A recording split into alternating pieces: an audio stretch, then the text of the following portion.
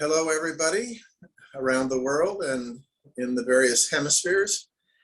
I want to talk today about why no first use is not just any other nuclear arms control step. It's much more than that. It's a transformative measure.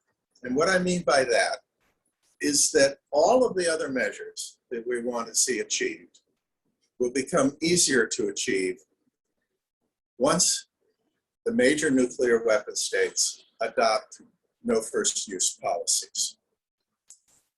The two main categories that I'm thinking of, and it's on many people's minds, are risk reduction and the elimination of nuclear weapons. Many risk reduction measures are simply impossible under nuclear policy regimes in which first use is actively envisioned. Likewise, the elimination of nuclear weapons is simply not on the table as long as countries have first use options under active consideration. By that I mean planning, preparation, acquisition of nuclear weapons types specific to the task of first use. So we need to prioritize working on no first use. It will make risk reduction measures much simpler. And by risk reduction, I mean not only the risk of escalation due to intention or misinterpretation and so forth, but also accidental. And let me explain that. It's possible that there could be the perception of a nuclear attack, either in terms of incoming missiles or in terms of even in terms of an explosion. If you're in a warfighting mode with first use, the pressure is to respond immediately, to get into the battle. That is not the case with no first use. The whole point of no first use is not to do it by accident. And therefore you want to confirm under what circumstances have these signals or have these actual explosions occurred. They could have been done by terrorists, could have been done by hacking, could have been done by unauthorized use, a rogue commander. And so you have to be willing to spend the time to find out what's really going on before you shoot off your weapons.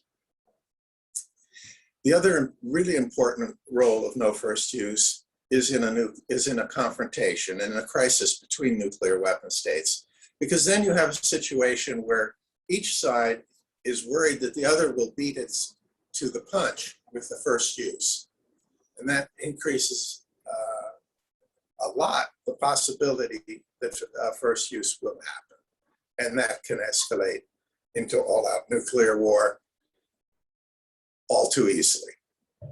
So now, when it comes to elimination, the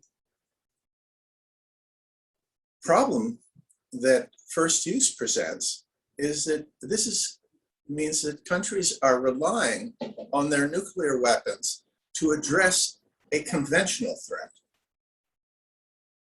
Well, if they need their weapons to deal with a conventional threat, it hardly matters to them whether all the other countries in the world are ready to get rid of their nuclear weapons, because they're not.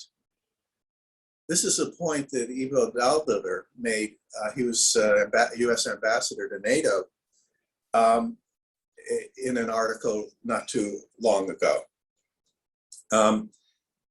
Now, under the Non-Proliferation Treaty, the nuclear weapon states have promised to, all the states in fact, have promised to work in good faith to achieve nuclear disarmament. But they can't really do that if they're still dependent on nuclear weapons to deal with conventional threats. After adopting a no first use policy, they are then ready to get rid of nuclear weapons because they only have them because other people have them.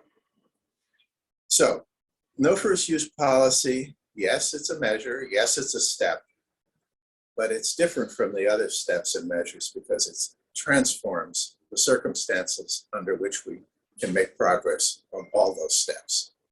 Thank you.